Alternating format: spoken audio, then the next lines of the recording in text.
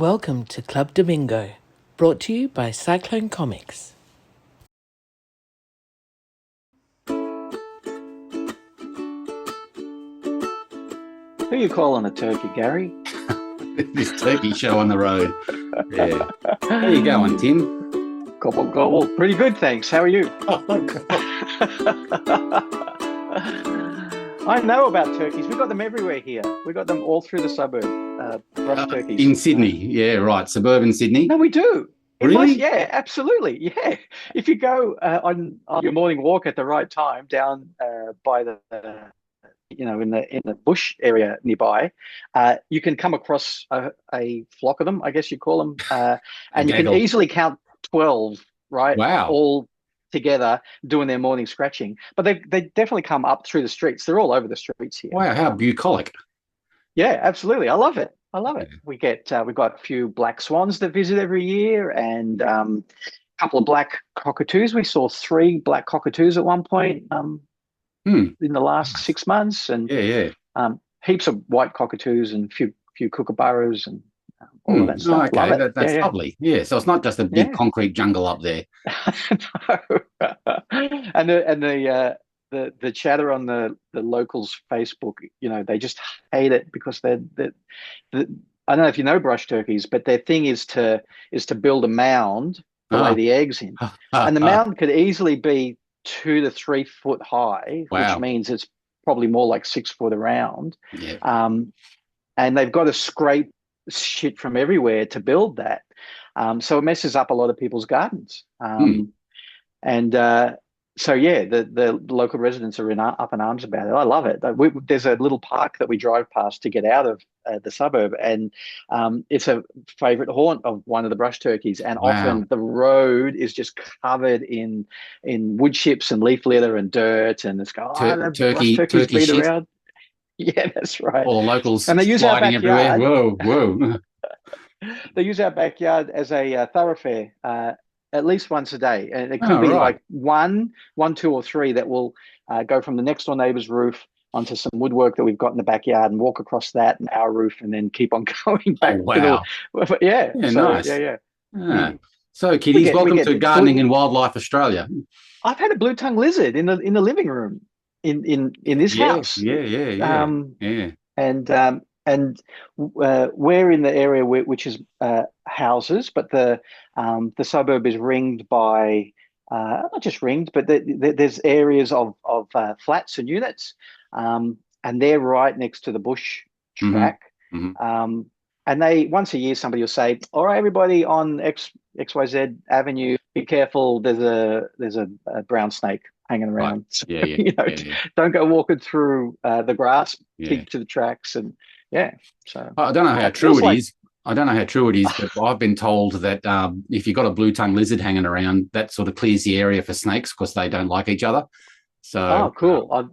I hope it's still here then. Yeah, it used to live. Well, the one that came in through the back doors, I think, was living in the back area. But we also had one that was living under some rocks at the garage door, and would come in and out of the garage as well as live in these rocks. So we've had at least 2. Yeah. That'd be good. I'd love it if it was still here. A garage would be nice and cool for it. Concrete floor and stuff like that. Yeah. So don't they like the heat? I thought because they're cold-blooded, they like to lie on the hot rather than the hot heat. Maybe. Yeah. I don't know. I'm no expert. And the cat doesn't care. The cat will go out into the backyard while the brush turkey, every so often, like, actually lands and does a bit of digging, and Boots will just sit there and look at it and go, cool. Nice of you. See you later. Yes, our dogs are very curious about all things snaky and lizard-like, so we've got to be on the watch out so that I don't play with them to death. Yeah. There was one summer, probably about 6 years ago, where there was a big chunk of snake just by our back door, and it was like dog mouth size, like one of our dogs had taken a chunk out of a snake. So there's a very angry. I mean, the dog survived. There was no snake bite or anything like that. It was just, we were deconstructing what this bit of flesh was, and it was a chunk of a tiger snake. And it was like, wow. So it's either been killed or it's hobbled off. If a snake can hobble, it's hobbled off and just is very pissed off because it's got a chunk out of its side. So So yeah, dogs are their own worst enemy when it comes to, they should Yeah, stay away from those things, but they don't. That's like, hey, playtime, what is it? So, yeah, they're stupid. Dogs are stupid. yep, they Yeah, are. Yeah. So, which is a good God bless them. segue to Why? Who are we talking about now? stupid, to us. I'm talking about us. Oh, okay, Yeah. yeah. And what we're doing here. Sure. I don't know what we're doing here. Yeah. Uh, What's going on? yeah, I just thought it was not. It was time for a discussion. Tim, it's time for a discussion. No, Oh, just okay. of what we're trying to do on this show, which I originally started out just wanting to have a chat. Like we would get on the phone every week and we'd be chatting for an hour to 2 hours each week, and just some of the stuff we talked about was, I felt, was interesting enough for a general audience of people interested in comic books in general and Australian comics in particular, I suppose. And so we have been talking the last couple of weeks about popping up a page and deconstructing it as far as the reading layout of the page in general and stuff like that. And I was thinking over the last couple of days, because we were going to do it this week, and I was thinking, is that even something that I want to do? Is that what Club Damingo is about? Because it's really sort of starting to drift from the idea of just two guys having a bit of a casual conversation, and it's becoming, Sure. If there's an expectation of anyone watching this of, oh yeah, go to this show to learn how to do this and learn how to do that, I don't particularly think that that's the direction that I want to go in. Fair enough. What are your thoughts on that? Okay. Yeah, cool. So I was kind of excited about the idea of doing that as a session, mostly because I don't have anyone else to talk to about that kind of thing, right? Not at a level that is, our level or higher, which Intense deconstruction. Yeah, like that kind of discussion. I don't have any comic book people around here that I hang around with, and that's a fault of my own. But regardless, 50% of my community building efforts in Sydney have been to try to build that, and it's never really happened. Yeah. And so yeah, that's why I was kind of looking forward to it. If we were getting together once a week in a cafe or a restaurant or something, rather than having these thousands of kilometers between us, I could easily see that as being something where I would bring something and say, what do you think of this? Have you ever read this? This is incredible. What do you think? Blah, blah, blah. So I feel like it's a natural extension of what we are doing. And it would be interesting for the kiddies at home. And I don't think it's like us acting as if we know everything about the craft. Yeah, I think we're asking questions more so than supplying answers. Yeah. I actually loved it at the end of the last session where you were saying that you don't think that page that you chose necessarily did the flow, and I was jumping out of my seat going, it sure does. Like I cut all that out. I edited all that out. Oh, did you really? Yeah. Because I even had my doubts last week. I was going, Gotcha. Is this even interesting or not? So maybe it's left to I'm happy to, if there are people want to comment on the down below or whatever as to whether it's a good idea. If there are people who are interested in that, I'm happy to reconsider. But because the other thing that plays into that is the time it takes to do it effectively with the edits, so that the viewers can actually see clearly instead of just holding up pages to the camera and stuff like that. Yeah. Well, I just did a screen share with you before we got on to show you something. So I don't know, does that just continue to be recorded? I suppose we better test that and see. But yeah, I think whatever you show is recorded. Yeah. So I think so. But anyway, so I was scratching my head and to a general sense of what are the parameters of the show. I mean, and we definitely don't want to make it an effort, otherwise we'll stop doing it. That's right. Yeah, try and keep it as lo-fi as possible. But hey, I'm open to doing the breakdown stuff. But I was also thinking, will it turn into, because I have my own expectations of how refined a show like that should be, and asking myself to invest a lot of tech time. But if it can be simplified down to a screen share, maybe it's something that I'll reapproach if you think that it's worthwhile. Particularly if the pages are tricky pages that can like instigate conversation. That's interesting for the kiddies. Yeah. I think maybe at the end of this episode, let's do some screen sharing together and see if we can bring up two screens at once, or if that's a possibility, and how it's recorded. You can edit it all out, but at least you'll see what the recording looks like. Okay. I think that would be good. Yeah, and to be honest, if once I get back to like thumbnailing the next issue. Again, if we were sitting in cafes together, that's what I'd be bringing to the cafe and saying, does this work? Do you have a better suggestion? And, et cetera, et cetera. And I'm yet to see how much of that I'm willing to show before the comic is actually drawn. But I can absolutely see that being part of the recorded conversation as well. Right. I'm pretty sure I'd be happy to show like the opening, even half of the next comic as thumbnails and discuss them and stuff like that. Totally. Yeah. I think that's for me, that feels like a natural progression of what we're doing. And the only reason why it's not happening now is because I'm doing nothing but remastering the first four issues for the trade paperback and working on the film. And that's all I've really got time to do at the moment. Yeah. Otherwise, I'm pretty sure, this is episode 26. We'd be doing it by now. Right. Okay, I'll take all that on board. Speaking of episode 26 and another Hang on. But no, before we move on, this segues beautifully into the one note, one of two notes that I have for today. Oh, okay. That I was going to drop on you to see what you thought, because this might be this might be another thing. It's a little less natural. It's a little not forced, but formalized. So I was thinking, should we have a book club, the G&T Comic Book Club, where you and I read the same comic. We don't have to do one a week or one a month or whatever, just no deadlines on it. But, the two of us decide a comic that we've either read before and like to reread, or a run of something. Or a new one that was sent to you that's from an Australian creator. Even that veers far too much into review. And that's right. And that's one thing we don't do is review books. And that's right. Yeah, that can be for other people to review books. That's exactly right.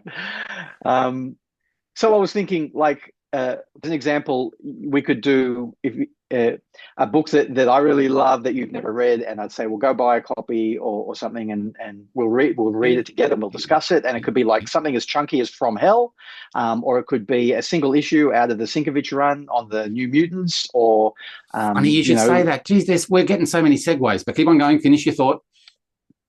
So I was thinking, that could be an interesting interaction between the two of us discussing what we both think is a great book. I'm not a big one on saying what's not good. I'd rather discuss what is good. And if we say, here's the book that we're going to be discussing once we finish reading it, and everybody else can go and read it as well and come back and listen to what we have to say about it, and yell at their screens about how stupid we are. And so at the end of one show, we can say, next week we're going to be talking about this, so it gives people a chance to read it if they want to and follow along. Right, okay. Well, we can give that a go. Yeah. So the G&T Comic Book Club. And we'll. I know it's only like 11 a.m. in the morning, but we can have a G&T. A gin tonic. Yeah. as we discuss it. Yeah, goat's milk and tea. That's it. Yes. Yeah. Anyway, so what was my segues going to be? My segues were going to be to. No, I've forgotten completely. New Mutants. New Mutants, Bill Sienkiewicz. The assistant to Bill Sienkiewicz in the studio while that was being done was Dean Haspiel. Yeah. And he's also been the assistant for Howard Chaykin on American Flag, and he was the assistant to Walt Simonson on Thor. My God. Yeah. What a dream run. He's doing a podcast, which is our American cousin brother podcast that called Vito X Dino. and he does that with Vito Del Santo, who is a writer, editor, and letterer over in the States as well. And they're up to show 32. And recently they did a podcast, two-part podcast about Jack Kirby, because it was Jack Kirby's 108th birthday last week on the 25th of August, I think. And so they were doing two shows about him. The first show, which I'll actually include a link to the show that I'm talking about in the show notes below. But part two was very interesting. You don't need to have watched part one to understand what was going on in part two. Part two, they were talking about the missing issue of the Fantastic Four, which ended up being published in Fantastic Four 108, which was Kirby's near to last contribution to the Fantastic Four run that Stan Lee rejected. So he did it for the original. It was originally going to be 102, Fantastic Four 102. Stan Lee didn't like it for some reason, so he didn't bin it. He put it in the drawer, and then Jack, who was pretty fast anyway, was working on what was going to be 103 and 104, and that was all moved up. And this issue, which was totally penciled, ended up being seen in issue 108, but it was Frankenstein, and there was some Joe Sinnott artwork, there was some John Buscema artwork, and there was some Kirby artwork. So and it was supposed to be FF 102, ended up being 108. So Vito and Dean talk about this book in particular on the 108th birthday. So if you're I've never heard Kirby, of that. You never have? No. No, okay. So it's sort of like the lost issue of Fantastic Four that I think Marvel eventually produced it as Kirby drew it originally, but it was also Frankenstein and released within the run as issue 108 of Fantastic Four run. So it's a fascinating read. And I've been listening to Vito X Dino since the first episode, because I'm internet buddies with Vito. I've lost to the sands of time how he and I met. I think it was through some comic or pulp Facebook page or some interaction many, many years ago, but we've kept in touch sporadically. He's a lovely guy. So I know Vito more than I know Dean, but Dean has had a great pedigree of work over the years. And he started Activate, which was a webcomics collective back when webcomics were going through the roof as a new technology, and different people trying to find their way with how do we handle comics on the internet. And he worked with Harvey Pekar on American Splendor in the early days as an assistant. I told you his pedigree was Chaykin, Simonson, and Sienkiewicz, which was pretty bloody amazing. But he went off to do his own thing, and currently he's known for Billy Dogma and for his Red Hook character. And Chest Face. And Chest Face. That's indeed. So so it's very much an American cousin to what we're trying to do with this show. It's just two guys. It's very underproduced, as in no production whatsoever. And while we're up to show 26, they're up to show 32 and 33. So I'll put in a link below to that part two of the Jack Kirby show, and it's very interesting.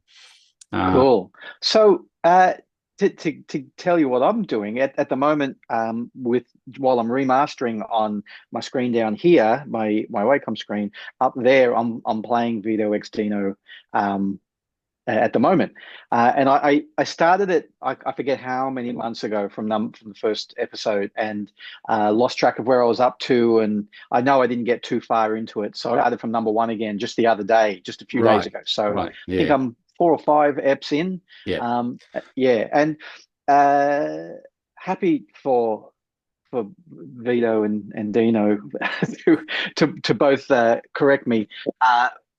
But my main interest, other than the fact that it is interesting, full stop, their histories, their backgrounds are really interesting, and I love hearing them talk about New York and all of that kind of stuff. But my main interest that made me tumble to Dean before you even talked to me about it, because again, this was a coincidence. I was actually reading his Substack, Dean Haspiel's Substack, and Substack. They just as a bit of an interruption. Hold your thought. Will do. Pin that. The spooky thing about it is that they talk about a lot of the stuff that we talk about on this show, and just recently, including the Kirby show that will link to, they talk about Substack as well, and Nazis and whether Substack versus Patreon and the stuff that we've just been talking about. And it happens a lot. I watch the shows as they're released, and I'm on the treadmill usually doing my, walking while they're, doing their talking. And it's sort of like, God damn. I mean, like, we've just been talking about this, or I had planned to talk about this in the next show. And it's like, it's evil, not evil, but evil mirror reflection of what this show is. Maybe they're counter Earth, or we're counter Earth, the Earth on the other side of the sun. Isn't that what it was called? The counter Earth. Yeah. So my interest in Dean especially is that he's moved towards self-publishing, or not moving towards, is self-publishing. And I feel like he's probably a good frame or lens for me to be looking through. What's he doing? How's he doing it? How is the achievement level for him? All of that kind of stuff. I mean, his abilities are well beyond mine, and his pedigree and his history, all of that. But regardless, like, he's got his finger on the pulse of what's happening with Diamond and Kickstarters and comic shops and all of that stuff. So what I'm listening to now, I think, is from January this year or February this year. So, to catch up to where they are sooner or later. And again, they don't have all the answers either, but they're feeling their way and talking about it just like we are. So, and it's pretty funny that Vito is living in a, like a house where he's only got the spare space in the spare bathroom. So occasionally, every couple of shows, he'll have his kid come through and sit on the toilet and wander back out again, off camera, of course. But it's like, if they explain. They explain the setup, so it's very low budget. Unless that whole thing is a sketch, it's actually big budget. Yeah, maybe it is, and they're sitting back. They're in separate rooms in the same studio. Yeah, so no, very very endearing, the whole thing, and it's I'm super keen to keep listening. Yeah, good. So highly recommended, because I know that a lot of people listen to us while they're drawing. So if you're struggling for content while you're drawing your stuff, that's always great. Yeah. Vito and Dino in the background is similar tone to what we're doing here. And the other connection, there is a loose connection. We're better looking. Oh, most definitely. But who's who? Who's the Dino and who's the Vito? That's right. Yeah. Let's not answer that. Who's who in the zoo? Jerry. Yeah. But there is a Chaloner link here, because in Activate, another New York artist is Nick Bertozzi. Do you know? Well, Bertozzi. Yeah. Do you know of his work? He's a teacher and a graphic designer and a cartoonist and a man for all seasons. His partner's name is Kim Chaloner, spelt the same way. So Chaloner gets spelt, double L's or O-N-E-R, E-double-N-O-R and E-triple, like whatever. But this one is spelled exactly the same way. So many years ago, 10, 15 years ago, I got in touch just to say hi. So there was a very minor connection there with the Chaloner factor. So hi to Nick and Kim. So cool. Is there a relationship there? Or not? You can't make no, I don't think so. See the connection. Okay, cool. No. Yeah, but I thought that was quite lovely. It was sort of like, oh wow, when I found that out many years ago, it was like, that's pretty cool. Yeah, but that's all it was. Pretty cool. Yeah, great, fantastic. Oh, well, there you go. So I think for me at the moment for me, it's when Sketch Biz comes out with Lauren Marshall, because I'm starting from the beginning with her, which is great. So the next episode's out soon. I'm catching up with Vito X Dino, and catching up a year's worth on Comic Lab on the Spotify's. Yeah, and there's some good stuff out there. When Cartoonist Kayfabe was around, that was a must-see as well, and it's still worthwhile dipping into the archives, a very deep archive of stuff there. It's worthwhile as well. But the deepest of deep cuts there. Yeah, indeed. Yeah, and they had their setup so sweet with the camera over the table and the multiple, and the Patreon. Yeah. Their Patreon, actually, they got to work for them. It was actually amazing what they offered for their Patreon. But very difficult to have that kind of structure of show and delivery of service for people who are paying for content. But they did it. They did it very well. Fantastic. Cool. Interesting. Well, there you go. Which segues, Jack Kirby, Fantastic Four movies. Yeah, there you go. Can you believe it? I actually saw the Fantastic Four. Like, that's number one. Can you believe it? I actually got myself to the cinema and saw it before it exited the cinema. But can you believe it? I didn't realize I saw it on Jack's birthday. I did not know that. Very At nice. the end, where they have the quote, and the Earth that it takes place on is his birthday or something, and I went, oh, hang on, isn't that today? So there you Yeah, go. very nice. So And yeah. is it so past the use by date that we should offer spoilers now if we're talking about things that are I mean, everyone who's going to see it has seen it by now, surely. If they don't want spoilers, they can skip ahead or Yeah. go So la la la la la. we may talk about things that ruin the movie if you haven't seen it yet. Same with Superman, because you went to see Superman as well.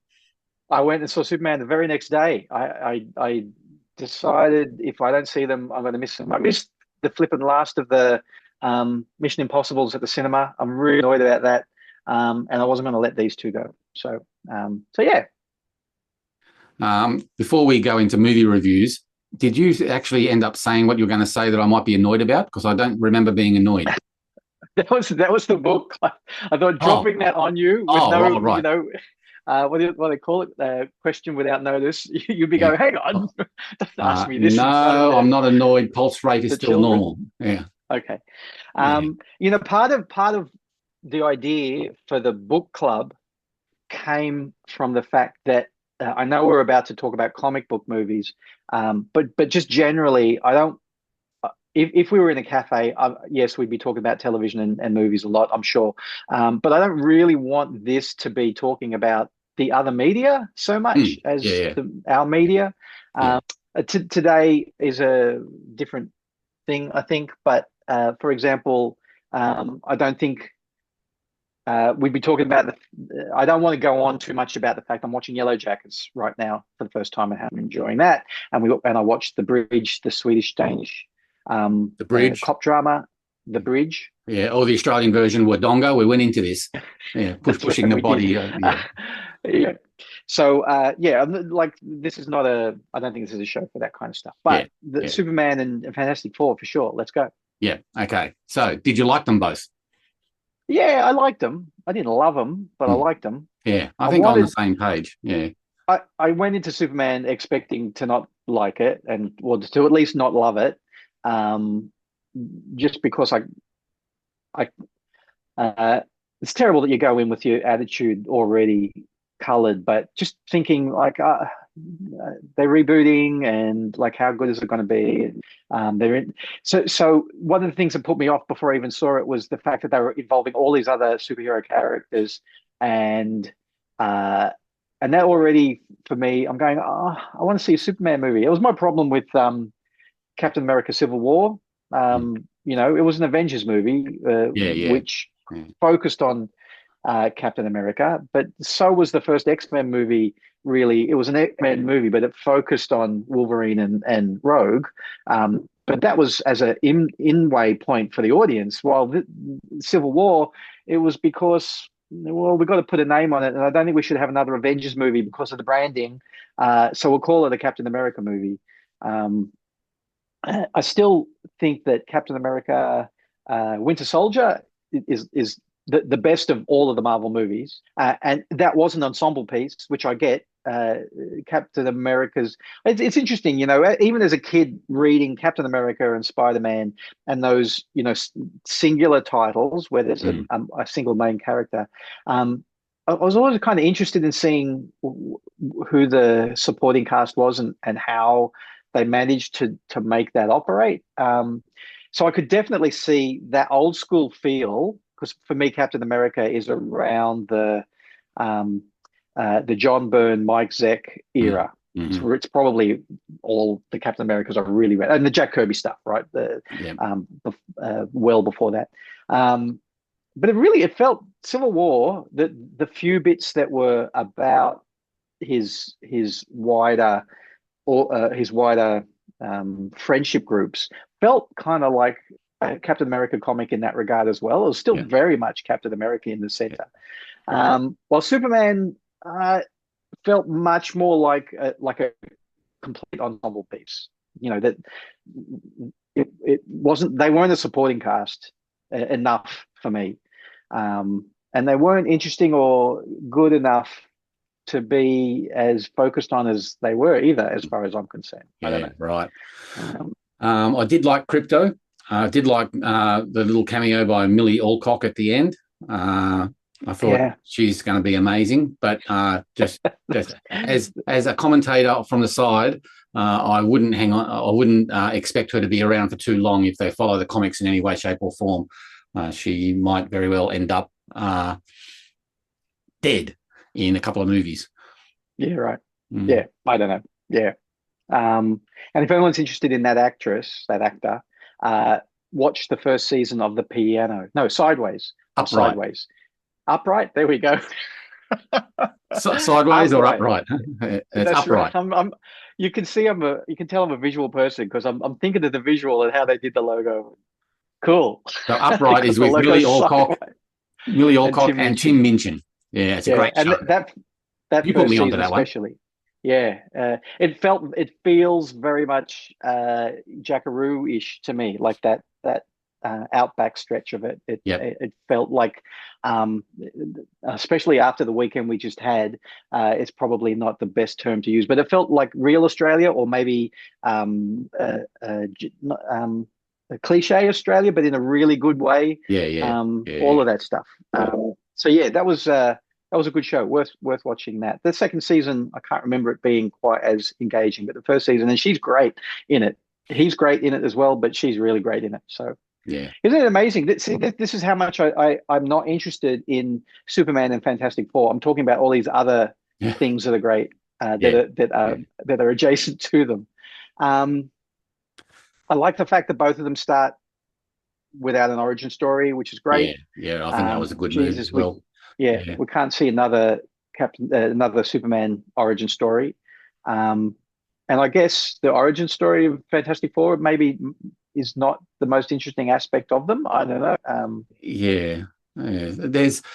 I've got a bugaboo about the whole pace of the Marvel Universe movies, the extended universe in the cinema, because I think they're racing through the Jack Kirby period far too fast. They're getting to the Silver Age, the Jim Starlin stuff, not Silver Age, but there's Jim Starlin stuff far too quickly. So there's a lot of ground that they've got to, with this movie in particular, with Fantastic Four, they've gone back to the 60s to try and take advantage of that retread of stories, but they shouldn't have gone so fast in the first place. No. Oh my God. One of my biggest issues with the MCU is that we didn't get a trilogy of Captain America movies set in World War II. Like, oh my God, that would have been possibly the best trilogy of genre movie almost ever. You know, it would have been incredible to have, with 3 Red Skull movies. Yes. Oh my God, what a wasted opportunity. Yeah. And the Fantastic Four, the same thing. I cannot believe that the next time we see Fantastic Four is going to be in an Avengers movie. Like it's where they're going to be brought into this, into the current MCU universe. It's like even going back to the days when they started to build up Thanos as the big threat in that first cycle of movies, the first thing that I was thinking of was already that's what they're racing towards already. There's what happened to Jack Kirby? What happened to Stan Lee and all the stuff, and Steve Ditko, all the world building that they did, and they've just gone skip. Let's just go to it was maddening, So to be honest with that Fantastic Four movie, that the opening, let's call it extended montage sequence of this is who they are and this is how long they've been around and this is what they did. I'm going when the storytelling actually starts after that introduction, I'm going, well, I think there's 3 movies there I wish I could have seen.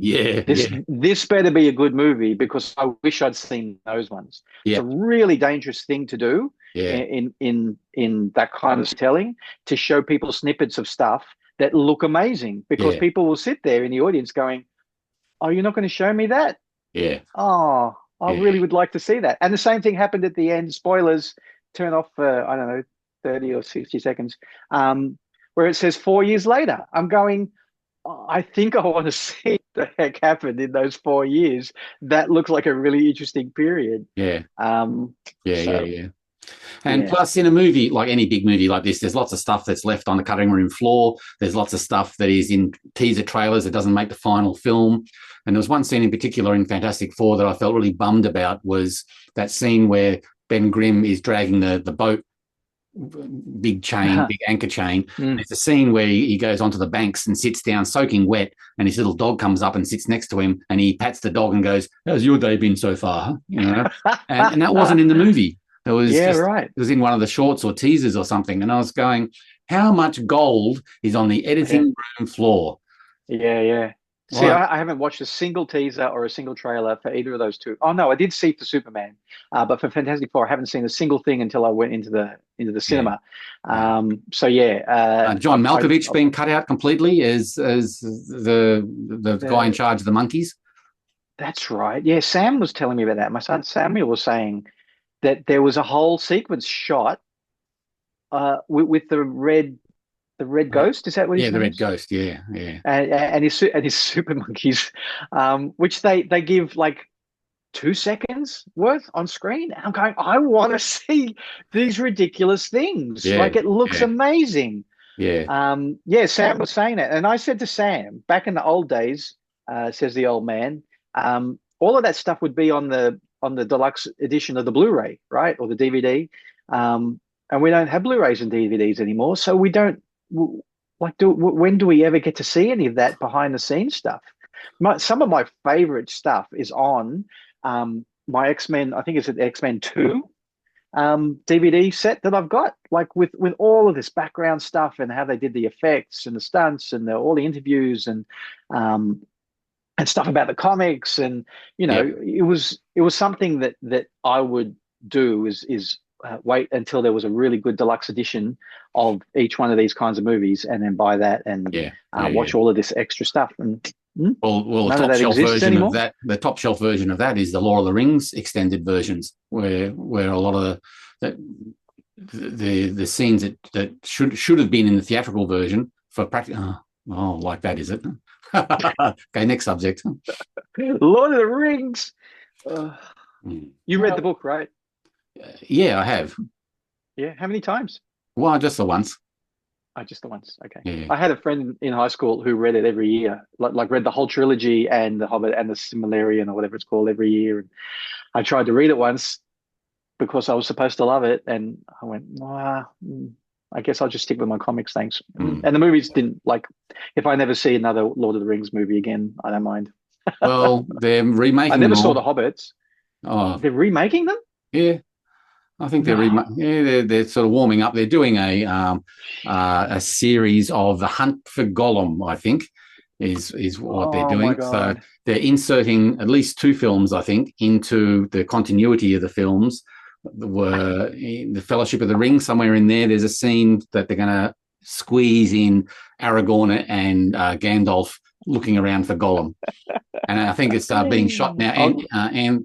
And Circus. I'll tell you later why I was laughing. We'll have to go back to like an early episode to understand what you're doing there. Anyway, an early episode of Club Damingo. Andy Serkis is directing it, so he's playing Gollum again. I don't know whether it's 1 movie or 2. I think I heard it's 2, but these things change. So anyway, right. I mean, I love long form storytelling. I love Game of Thrones, and I love Twin Peaks, and good, really long form storytelling. I love it, but unless it's being made for the right reasons, it probably won't have the right heart and soul to. It won't get me to watch it in the first place, and I won't want to stick around in the second place. Yeah. It's like I bring up The Bridge again. I've been saying to Anne-Marie, because it's one of those shows where you really miss the characters. They're so well defined and engaging that when you stop watching the show, it's like, I haven't seen that person for a long time. It's like you wish that you could. And I said that Anne-Marie was saying that she misses them, and I said, well, we could watch the second season. She's going, I don't think so. I think this is the story that they wanted to tell, and that's the reason why we miss people. Let's not see what they do afterwards, which I think is a good thing. That's the feeling I got with Slow Horses with Gary Oldman and that cast of characters. I wish I'd watched that. Anne-Marie watched it and I didn't, and I would come in and see bits of it and I'd say, because I thought it was just another crummy, thing from England or something, and I'm going, this looks like it's pretty good, and she was going, no, it's really good, and then I hear it's winning all these awards. I wish I'd watched it. It looks amazing. Yeah, it is great. Yeah. And I dare say it actually gets better as the seasons build on each other because, again, you fall in love with the characters. And Yeah. when shit happens to those characters, there's consequences and you have feelings for them. And Mm. yeah, and that's good storytelling. So the other time in recent memory, a character that from a long form television storytelling that I really missed was from Life on Mars. Have you ever Ah, seen Life on Mars? and The Ashes to English, Ashes, the follow up. yeah. So kiddies at home, if you've never watched Life on Mars, it's probably starting to date a bit now, even though it is a half of it is a what do you call it, a piece set in a certain time, a period piece. Yeah, yeah. Um, even though part of it is a period piece, it might be starting to feel a bit old anyway. But that main character, oh my God, when that show was over, I really wanted to go back and see him again. He's really cool. I think And that that's a is, 2 season. I think it was a 2 season thing, right? I think so, Ash yeah. is no Life on Mars, and then 3 seasons for the sequel, which is equally as good. Yep. But set in the Really 80s. Yeah. set in the 80s instead of the 70s. I think Very you good can TV stream show. it all on the free, Yeah. what do you call it? The Yeah. 10 What will play. we can play? Yeah, because we were catching up on have you been paying attention and cheap seats, and so they show ads on 10 play, and they would show ads for Life on Mars, and I go, don't show me those ads, I'll just want to watch it again. Yeah. And Yeah. I don't have time to rewatch that, but I like just seeing that guy and the premise, and I go, I'm dying to rewatch it. Got all the DVDs because I loved it that much. Yeah. Yeah. The show that I'm watching with Belle at the moment is LOL, Last One Laughing. Last One Wow. Laughing. Yeah, I think that's it. It's a comedy show of we're watching the British version. There's so many different cultural versions of it. There's Canadian, there's Slovenian, there's German, there's Dutch, you name it. But we're watching the UK version that's hosted by Jimmy Carr, and it's you get 10 comedians in a room like Big Brother, and it's over a 6-hour period, and they're not allowed to laugh. No smiling, no laughing, but they've got to try and knock each other out. And there's games and tricks and performances, and Jimmy Carr's in control in a master control room, giving them orders to do certain things and stuff like that. And it's so bloody funny. It really is. Right. These I've not seen it. trying to make each other laugh, and man. Yeah, the English one in particular. We started watching the Canadian one last night just to see what the tone shift was, and the Canadian one was practically unwatchable compared to the English one, which was just, really, really funny. Yeah. It's like did I say on air that I started to watch the English version of the bridge, and it was pretty unwatchable. Yeah, I didn't care for the characters at all. Wouldn't care if I never saw again. It's interesting. It's hard to do. We were just talking before we came on air about next steps for the Greener Pastures IP. Now that we've made the short film and it's nearly ready to show, the whole idea was it's a proof of concept to pitch for a television show or a film or a series of films or something. And we were talking about tone. The tone is so important. What's the tone like? Anyone who's seen the trailer for the GP short film knows that the trailer does not have the same tone as issues 1 to 8 of Greener Pastures. Has a very similar tone to the two-parter that was in Adventure Illustrated, which you published. Has a similar tone to that, and is set at that time of Trevor's life, like that hornless Trevor. And we're just discussing about tone. Like, if we're doing a 3-season television show, that work for 3 seasons? Could we keep up that dark tone? Is it the right tone? Is that being too restrictive? How did we get some balance and some contrast? Very, very important. So yes, so tone really important. The actors extremely important. But so there you go. Fantastic Four. Yes. They started with possibly probably the second biggest Fantastic Four villain, Doctor Doom being the first, and Doctor Doom being one of my favorite characters, I think, ever. When he's done right, he's absolutely incredible. Comics, and then Galactus is the world devourer.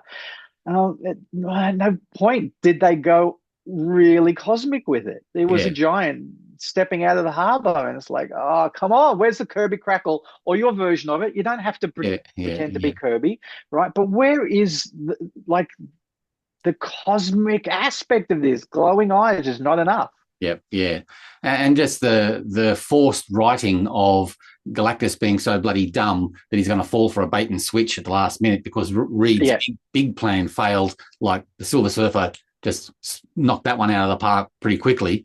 And what do you got? What do you got, Reed? What do you got? You're the ideas man. What do you got? Yeah. I don't have anything. Let's trick him into crossing a line. Yeah. And Galactus is there. I smell a trap. And it's like, come on, he's almost a god. I mean, he's gonna get the sense that it was just stupid. Yeah, he's lived longer than the universe has, and he hasn't seen this before. Yeah, exactly. Yeah, but props to them for doing what they did with Invisible Woman. I thought that was all very well. If they're going to go down that way, that was well played. But I just thought there was a misstep in the first place. Getting Galactus to do that. The whole Godzilla thing was a little bit out of character. Yeah. And I think Reed was not written very well. As much as I like the actor in a lot of what he does, I just think that Reed was mishandled. I like Johnny's intelligence boost. I like the Thing. I liked Invisible Woman, but I just thought Reed was played as a bit of a doofus. Yeah. Yeah. It's a hard one when it's an ensemble piece of four, because it's not big enough to say, well, let's just concentrate on these two, really. But it's not so small that you actually are able to concentrate on them really well. Four is a difficult number. It wouldn't have been easy to do. I'm still constantly amazed at how well the first Avengers movie ran as an ensemble piece, and everybody had a really good focus at some point and throughout. It was pretty amazing. Hard to do. I kind of wonder whether or not they should have concentrated more on one or something. But it was it was interesting seeing the two movies one day after the other, because the wholesale. You haven't seen Superman, have you? Yeah, I have. Yeah. You have? Okay. So the wholesale destruction of Metropolis and the manner that they did it was so soulless. I didn't feel it at all, to the point where I just felt disappointed that buildings were falling over instead of excited or dismayed. Yeah. And it's like, well, They gave us a couple of evacuation, so I guess they're all okay. And they had to do the same in the Fantastic Four. They had to evacuate the whole city. Yeah. But because it was set in a fictional New York, rather than the MCU New York, which is not fictional, it's real New York for all intents and purposes. It was really easy to go with what they did with that. It's one of my I use it as a bit of an example to discuss, and both of the examples now are getting a lot older than continuing to get old. And that is the difference between the Tim Burton Batman and the Chris Nolan Batman, and the Tim Burton Batman, where he just created a world where Batman feels like a natural extension of what would happen, and so is the Penguin. And everybody, the reason why that is so engaging is you go, this is so believable. And then Chris Nolan, because of the way his mind works, I guess, this is the way that he attacks it, is that he really pushed hard to figure out how to make a man react in a manner that will create a Batman. Right. Yeah. And both of them worked. I feel like both of them worked really well. My favorite one is Tim Burton, because it's just so much more interesting visually and more cartoony, more comic booky. But I totally got into, especially the Joker movie that in that trilogy, the one with Heath Ledger as the Joker. I totally got into that because it felt pretty damn real. Wouldn't it be great to have a Tim Burton Batman with Heath Ledger's Joker in it? I reckon that would work. I reckon that would rock, because Jack Nicholson's Joker gave me the irrits. Just Yeah.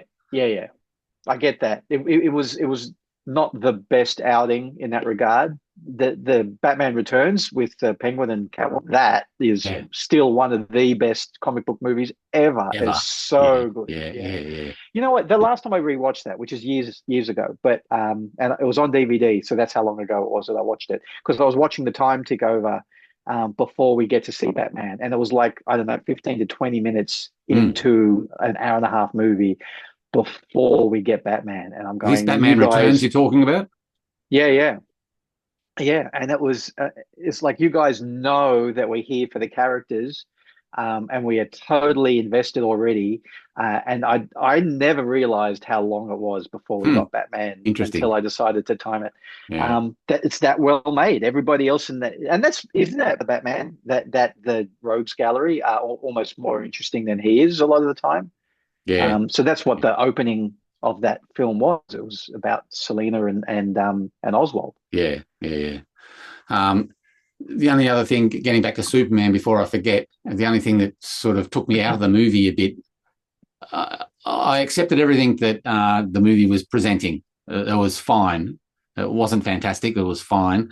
But when I found out at the end that he was fighting a clone of himself, and then the clone got pushed into the pocket universe or whatever, I was there going, that Lex Luthor, as hard-nosed and edgy as he was being played by Holt, that's all he used with a clone of Clark Kent Superman. That's all he did was put him in a costume and hide him away, instead of having this big Machiavellian plan that role-playing the clone as the real Superman out, doing damage to his public perception or persona.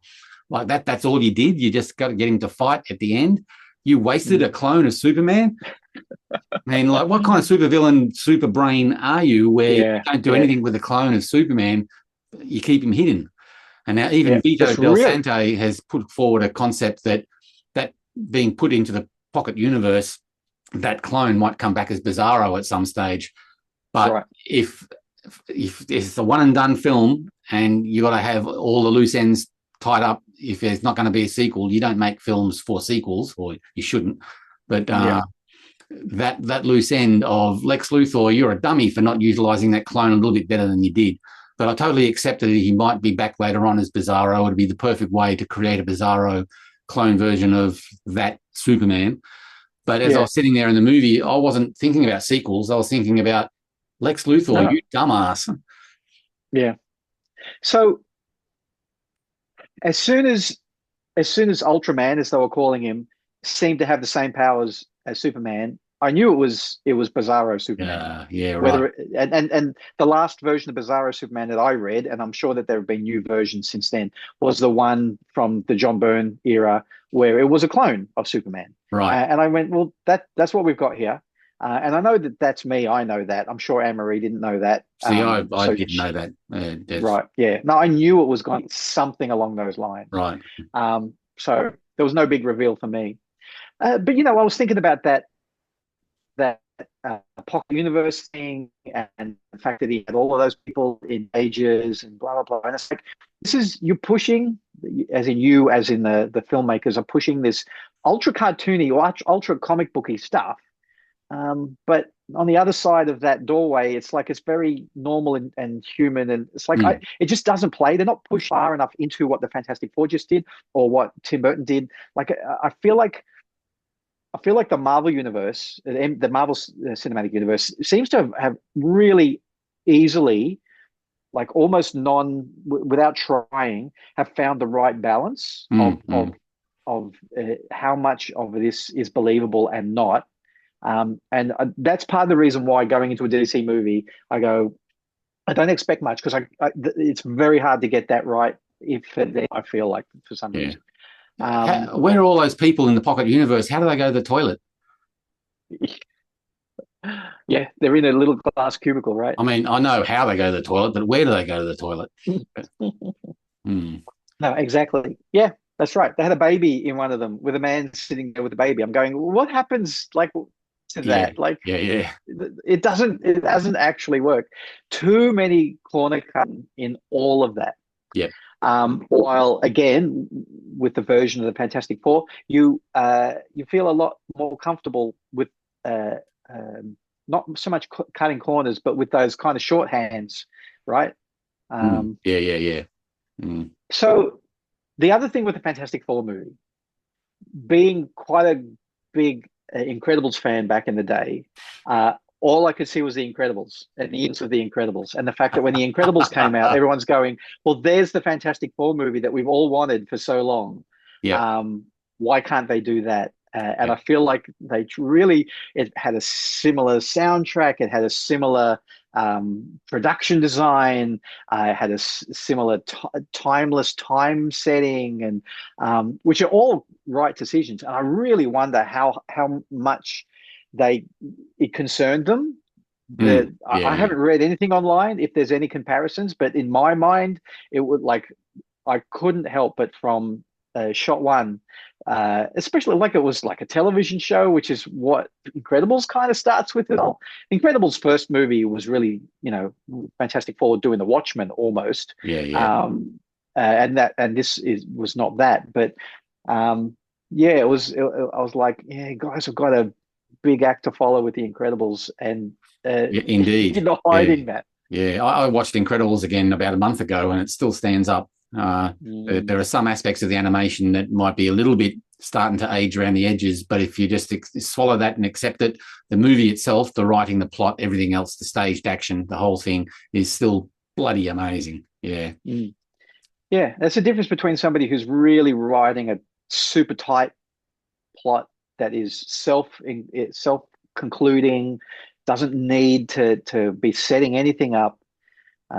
It ends with the Mole Man, basically. The Incredibles ends with the Mole Man. The Underminer. Yeah. And there's the Fantastic Four, which gives us like 1 second of that Fantastic Four #1 cover on a scratchy television screen as part of the throwback. I'm going, oh my God, will you please show us what happened that day? Yeah. And in trying to judge which one I enjoyed more, one or the other, I can't pick them apart. I think the Fantastic Four probably suffered from being released 2 weeks after Superman. They should have bumped it back a little bit more, let it breathe a little bit.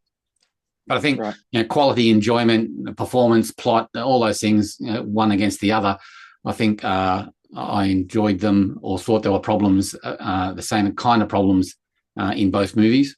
I really can't pick one over the other.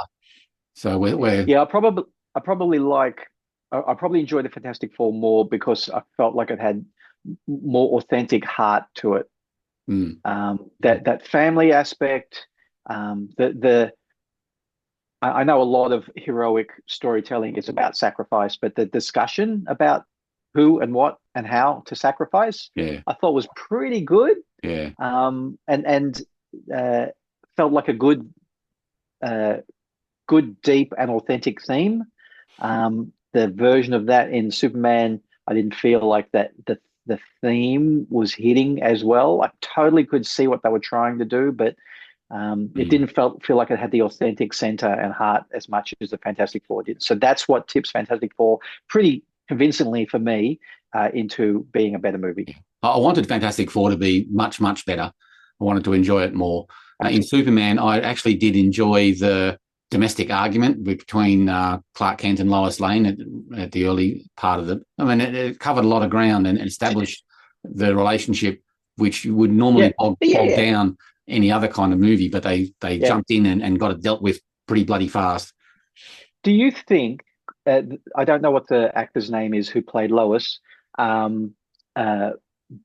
but they did a really good job. I thought everybody's acting was pretty good. I actually thought the acting was mostly pretty good, and I thought she did a really good job. But I could hear Margot Kidder's voice. Did they hire you because you sound like Margot Kidder? Or are you affecting that voice as well? Can you do the Margot? Yeah. And I cannot believe how they again the filmmakers and DC as Warner Brothers, all of those layers, they cannot shake Superman the movie as being the gold standard. It's still the crystalline thing, and it's still the graphics that come in with the trail of and the John Williams music. that those graphics were nowhere near stylish as 1978 Superman the movie graphics. Like they Mm. were so much more stylish. I'm going, what are you doing? It's just blocking it on there and giving it a little bit of a trail. It's like, why are you not leaning into this? I'm extremely picky, I get that we'll possibly have turned off this episode half an hour ago when we started talking about this because I try really hard not to be those nerds, one of those nerds on the internet that is just going, well, if I was doing this, this is how I'd do it because I know better. Because I don't know better, and the more that I make a tiny little 15-minute film, the more I understand, how hard it is to make, you know, something that you want to make. Like it's really, really hard. So I get it, but that you and I discussing it in a cafe, this is what I'd be saying about those. Not often I say these things in public. When I used to do reviews, like I never reviewed anything that was bad. I only ever wanted to review good stuff. Yeah. Anyway, so I will watch Fantastic Four almost as soon as it's on streaming to get a second look at it. I will probably never watch Superman again. I thought it looked nice. I thought the costume actually, I really liked the feel of the costume, and but yeah. I was a bit scratching my head as to why Mr. Terrific got so much airtime. There was that whole sequence where I was going, "What movie are we in?" Who is? And I don't even know what this character is about. Me neither. So I get it. I get it. Yeah. Anyway, do you have anything else on your list? No. You said you had two things. One was the Q and one was definitely if we had absolutely nothing to talk about, and it's not worth bringing up now. Okay. Totally. Right. Yeah. Cool. Okay. Well, will that do us for this week? Totally. Wave to the kiddies. See you guys. Hi, Vito. Girls, hi, Dino. Everyone. Yeah. Hi, Vito. Hi, Dino. I'll catch up to you. I'm in a time warp. I'll catch up to you sooner or later.